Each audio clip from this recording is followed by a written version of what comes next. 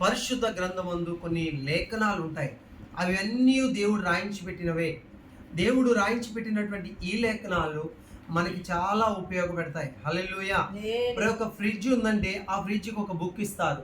ఒక టీవీ ఉందంటే దానికి ఒక బుక్ ఇస్తారు. ఎందుకంటే అది ఎలా సరి చేయబడాలో, ఎలా మనం ఆపరేట్ చేయాలో అన్నీ అందులో రాయబడి ఉంటాయి. అలాగే ప్రతి దానికి ఒక వ్యక్తి దానికి ఒక బుక్ తయారు చేస్తాడు. అలాగే దేవుడు ఈ మానవుల కొరకు దేవుడు ఈ యొక్క బుక్ ఇచ్చారు. ఇది పరిశుద్ధ గ్రంథం. దీని పేరు ఏంటంటే పరిశుద్ధ గ్రంథం. మనిషి ఏమి కోరుకుంటాడంటే భూమి మీద ప్రతి ఒక్క మానవ యొక్క జీవితంలో కోరుకునేది ఏం కోరుకుంటారంటే, ఒకటి ఆరోగ్యం కోరుకుంటారు, రెండు ఆశీర్వాదం కోరుకుంటారు, మూడోది ఏం కోరుకుంటారంటే లాస్ట్ను కోరుకుంటారు, పరలోకం. హల్లెలూయా. పరలోకము అనేది కోరుకుంటారు అంటే ప్రభు చెప్తున్నారు, మొట్టమొదటిగా దేవుడు దేన్ని అడగాలంటే, మొట్టమొదటిగా దేవుడు నీతిని రాజ్యమును వెతకండి, అప్పుడు మీకు అన్ని అనుగ్రహించబడతాయి అన్నారు. హల్లెలూయా. అయితే ప్రాముఖ్యమైనది మనిషి అడిగేది దేని కొరకు అడుగుతారంటే ఆరోగ్యం కొరకు అడుగుతారు. హల్లెలూయా. ఆరోగ్యం ఎక్కడ ఉన్నది బైబిల్ గ్రంథంలో? ఎలా వస్తుంది ఆరోగ్యము? ఆశీర్వాదాలు మనకి ఎలాగ వస్తాయి? అందరూ అంటారు కదా, దేవుడు నమ్మిన వారు చాలామంది పాడైపోతున్నారు, దేవుడు నమ్మిన వారు చాలామంది బాగవుతలేదన్నారు. మన బాగు చేసేది దేవుని యొక్క వాక్యం. హల్లెలూయా. మన బాగు చేసేది దేవుని యొక్క మాట. హల్లెలూయా. మనం ఆరోగ్యవంతులుగా మార్చబడాలంటే ఈ యొక్క సామెతల గ్రంథంలో నుండి 4వ అధ్యాయంలో మనం ఒక్కసారి చదివితే ఇక్కడ మనకు ఆరోగ్యం ఎలాగ వస్తుందో తెలుస్తుంది. Hallelujah. Glory glory glory glory. Hallelujah. స్తోత్రం స్తోత్రం స్తోత్రం స్తోత్రం.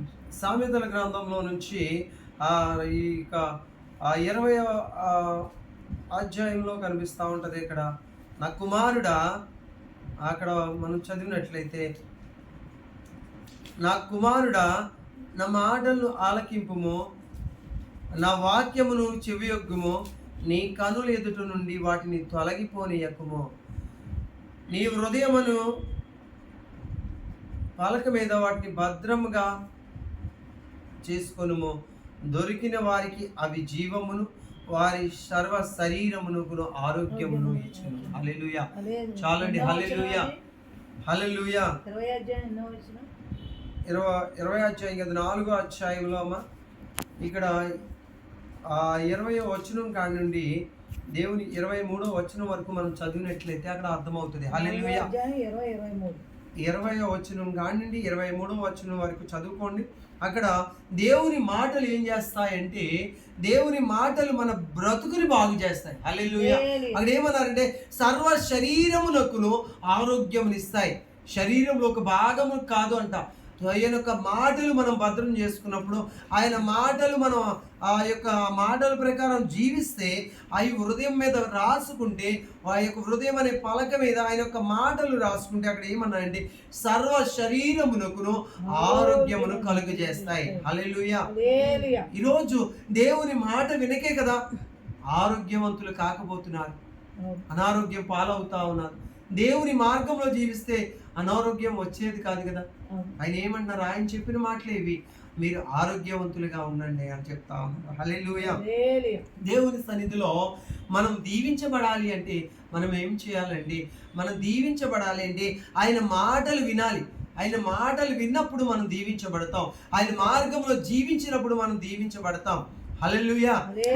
దేవుని జనమా, దేవుని జనాంగమా, ఏ విషయమునందు మనం దీవించబడతాం, ఏ విషయమునందు ఆరోగ్యంగా ఉంటామంటే ఆయన మాటలు విన్నప్పుడు, ఆయన మాటల ప్రకారం జీవించినప్పుడు మనం ఆశీర్వదించబడతాం. ద్వితీయోపదేశ కాండంలోంచికి వెళ్ళినప్పుడు అక్కడ మనం ఒక్కసారి చదువుకుందాం. ద్వితీయోపదేశ కాండం 28వ అధ్యాయంలో ఈ యొక్క దేవుని వాక్కు అక్కడ ఏం చెప్తా ఉన్నారు, దేవుని మాటలు ఏమి ప్రకటిస్తా ఉన్నాయి. హల్లెలూయా. 28వ అధ్యాయం మొదటి నుంచి మనం చదువుకుందాం. నీవు నీ దేవుడైన యెహోవా మాట శ్రద్ధగా విని, నీ దేవుడైన యెహోవా మాట శ్రద్ధగా విని, నేడు నేను నీకు ఆజ్ఞాపించుచున్న ఆయన ఆజ్ఞలన్నిటినీ, నేడు నేను ఆజ్ఞాపించుచున్న ఆజ్ఞలన్నిటినీ అనుసరించి నడుచుకుని ఎడల. ఇక్కడ ఏమన్నారు ప్రభు? నేడు నేను నీకు ఆజ్ఞాపించిన మాటలన్నీ అనుసరించి నడుచుకుని ఎడల, యెహోవా మాట శ్రద్ధగా వినిన ఎడల, అక్కడ చూపిస్తారు యొక్క ఆ మాటలు, ఆ యొక్క అండర్లైన్ చేసుకోండి. అక్కడ దేవుడు చాలా శ్రేష్టమైనటువంటి దీవెనలు ఇచ్చారు. హల్లెలూయా. హల్లెలూయా. దీవిస్తారు అంటే దీవించబడాలని అందరికీ ఆశ ఉంటుంది. అవును. దేవుడిగా ప్రతి ఒక్కరు ఆరోగ్యంగా ఉండాలని అందరికీ ఆశ ఉంటుంది. ఆయన ఏం చెప్తున్నారండి, దేవుని యొక్క మాటలు మనం హృదయంలో భద్రం చేసుకోవాలి. ఆమేన్. వినడం కాదు, విన్నదాన్ని విడిచిపెట్టడం కాదు, విన్నదాన్ని ఆశ్రయించాలి. హల్లెలూయా. అక్కడ హల్లెలూయా. ఏం చెప్పారు, దేవుడు చెప్పింది చేసే దేవుడు తప్ప చెప్పింది నెరవేర్చక మానే దేవుడు కాదు. కాదు. హల్లెలూయా. అక్కడ ఏం చెప్తా ఉన్నారు ఆయన ఎలా దీవిస్తానంటున్నారు ఆయన? నీవు నీ దేవుడైన యెహోవా మాట వినేలా ఈ దీవెనలన్నీ నీ మీదకి వచ్చి అక్కడ ఏ దీవెనలు ఉన్నాయి? అక్కడ ఎన్ని దీవెనలు ఉన్నాయి? అక్కడ మనం ఒక్కదే అడిగితే అక్కడ ఎన్ని దీవెనలు ఇచ్చారు ఆయన? చాలా ఉన్నాయి. దేవుని మాట వింటే, శ్రద్ధగా వింటే అక్కడ కనిపించినటువంటి మాటలు ఉన్నాయి కదా. ఆయన ఎలా దీవిస్తానని చెప్తా ఉన్నారు? నీవు పట్టణములో దీవింపబడదు, నీవు ఉన్న ఆ పట్టణంలో నీవు దీవించబడతావు, పొలములో దీవించబడదు, నువ్వు పొలంలో దీవించబడతావు, నీ గర్భఫలము, నీ భూఫలము, నీ పశువుల మందలు, నీ బిడ్డలు దీవించబడతారు. నువ్వే కాదు నాయనా, నీ బిడ్డలు దీవించబడతారు, నీ నీకున్న భూఫలము, పశువులు దీవించబడతాయి, నీ భూఫలం దీవించబడుద్ది, ఎద్దులు, నీ యొక్క ఎద్దులు, ఇక్కడ నీ ఎద్దులు లేవు గొర్రెలు, అంటే నీకున్న వాహనాలు కూడా దీవించబడతాయి. అవును. హల్లెలూయా. హల్లెలూయా. వాహనం ఎలా దీవించబడుతుంది? నీకు మంచి మంచి వాహనాలు ఇస్తాడు దేవుడు. ఆమేన్. దీవించి హల్లెలూయా. మంచి ఆ యొక్క బ్లెస్సింగ్స్ అన్ని నీకు ఇస్తాడు. ఆమేన్. కానీ ఇవి కావాలంటే మనం ఏం చేయాలి? ఆపరేట్ చేసే విధంగా ఆపరేట్ చేస్తేనే అది నీకు అనుభవించగలవు. హల్లెలూయా. హల్లెలూయా. ఎలా ఆపరేట్ చేయాలి? ప్రభు వాక్యాన్ని మనం శ్రద్ధగా వినాలి, ప్రభు మాటలు శ్రద్ధగా వినాలి. అప్పుడు మనం ఆయన అన్నీ మనకు అనుగ్రహిస్తారు. హల్లెలూయా. హల్లెలూయా. హల్లెలూయా. మనం దీవించేవాడు ఆయనే, మన ఆశీర్వదించేవాడు ఆయనే, మనకు ఆరోగ్యం ఇచ్చేవాడు ఆయనే. అన్నీ తెలిసి అనేకులకు ప్రకటిస్తున్నప్పుడు, అయ్యా నేను దీవించబడాలయ్యా, నేను ఆరోగ్యంతో నింపబడాలయ్యా, అనేకులు వస్తారు. కానీ అక్కడ మనము నేర్పించవలసిన విధానం, మనం నేర్చుకోవాల్సిన విధానం ఏమిటంటే దేవుని వాక్కు చేత మనం నడిపించబడాలి, ఆమేన్. దేవుని మాట చేత నడిపించబడాలి. ఎందరైతే దేవుని యొక్క ఆత్మ చేత, దేవుని యొక్క మాట చేత నడిపించబడతారో వారందరూ దేవునికి కుమారులు కుమార్తెలై ఉందురు. హల్లెలూయా. హల్లెలూయా. దేవుని వాక్యం జలవిస్తా ఉంది. ఆమేన్. హల్లెలూయా. హల్లెలూయా. ఒక యవనస్తుడు తన నడతను శుద్ధిపరచుకోవాలంటే, దేని వల్ల తన నడత శుద్ధి అవుతుందంటే ఈ యొక్క దేవుని వాక్యం వల్లే ఈ యొక్క నడత శుద్ధి అవుతుంది. 119వ అధ్యాయం 9వ వచనంలో ఉంటది. హల్లెలూయా. మనం చదువుకోవచ్చు. ఇప్పుడు తీయొద్దు. దేవునికి మహిమ కలుగును గాక. ఆమేన్. దేవుడు వాక్యం ఈ రీతిగా సెలవిస్తా ఉన్నది. హల్లెలూయా. హల్లెలూయా. నాశనానికి కారణం ఏంటో తెలుసా? భక్తిహీనతే నాశనానికి కారణం.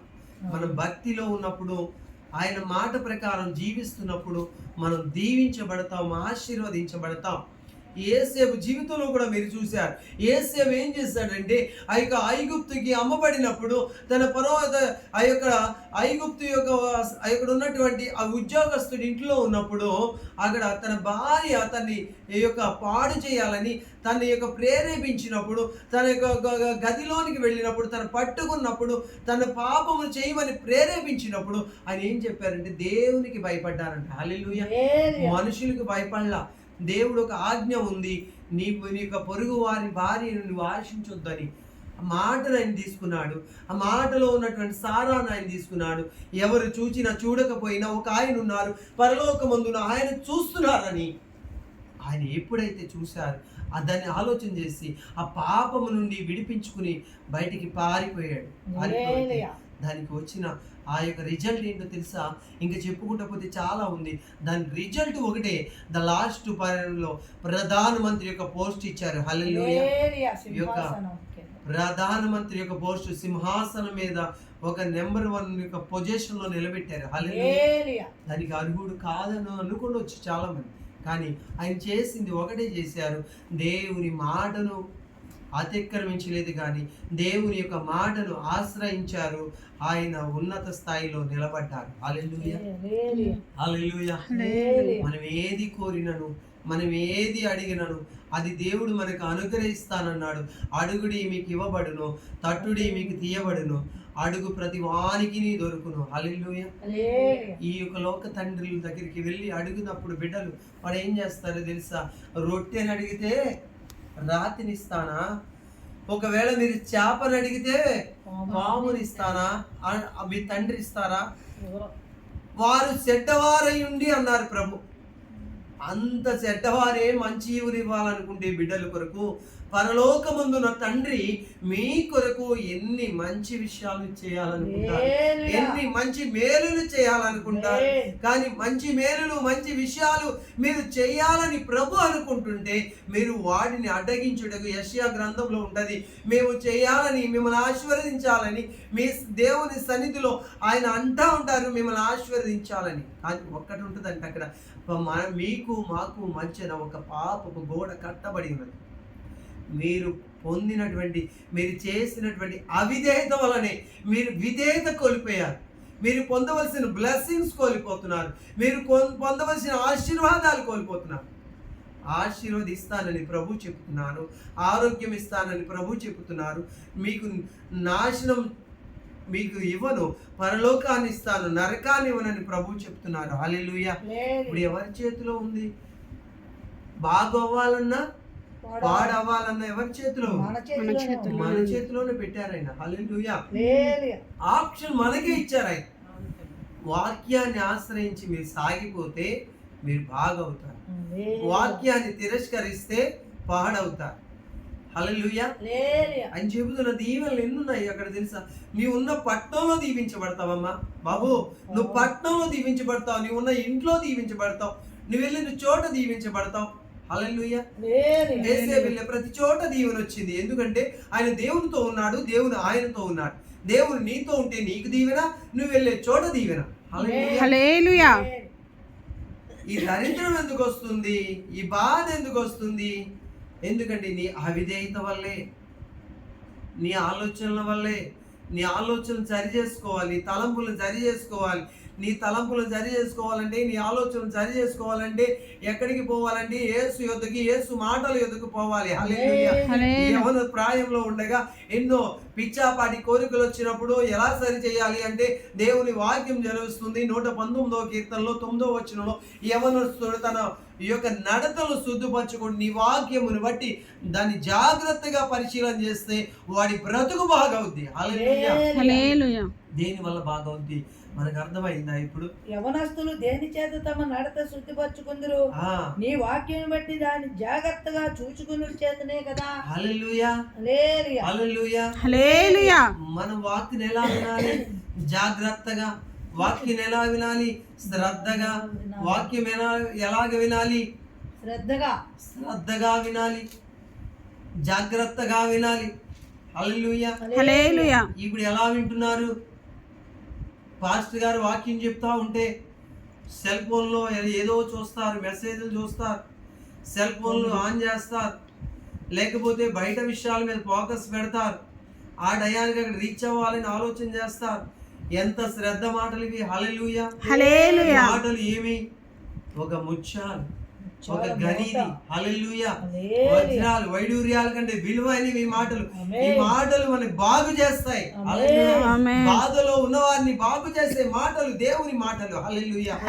దేవుడు కొన్ని మాటలు దేవుని సన్నిధిలో మన బలపరుస్తాయి. హల్లెలూయా. దేవునికి మహిమ కలుగును గాక. బలపరుస్తాయా దేవుని మాటలు? చనిపోయే వ్యక్తి యొద్దకు వెళ్ళి నేను సావును సజీవుడినై యెహోవా క్రియలు వివరిస్తాను అన్నప్పుడు అంటే ఆ దేవునిలో ఉన్న మాట శక్తి ఆయనలోకి వెళ్ళి వెంటిలేటర్ మీద ఉన్న వాళ్ళు ఎంతో మంది లేచారు. దేవుని మాటలో శక్తి ఉన్నది, దేవుని మాటలో జీవం ఉన్నది. అది కొంతమంది అవహేళన చేస్తారు, కానీ హేళన చేయడానికి హేళన చేసే వారిని దేవుడు చూసుకుంటారు. నమ్మితే దేవుని మహిమ చూస్తాం. యేసయ్య చెప్పారు కదా, మార్త మరియతో అన్నారు, వారు బాధిస్తున్నారు, రోధిస్తున్నారు, తన సహోదరుడు కోల్పోయాడని, తన సహోదరుడు చనిపోయాడని బాధపడుతూ ఉంటే ప్రభు యొక్క మాట అన్నారు. ఏమో మాట తెలుసా? అమ్మా, నీవు నమ్మిన ఎడల దేవుని మహిమను చూస్తావు. దేవుని యొక్క మాట విన్నారు వారు. అది అద్భుతంగా 4 దినముల కింద చనిపోయిన వ్యక్తి లాజరు ఒక్క మాటతో బ్రతికి బయటకు వచ్చారు. హల్లెలూయా. ఆయన మాటల్లో ఏమున్నదంటే శక్తి ఉన్నది, జీవం ఉన్నది. హల్లెలూయా. హల్లెలూయా. నీ మాటకెంతో శక్తి ఉందయ్యా, నీవు మాట పలికిన మహిమల జరుగునయ్యా.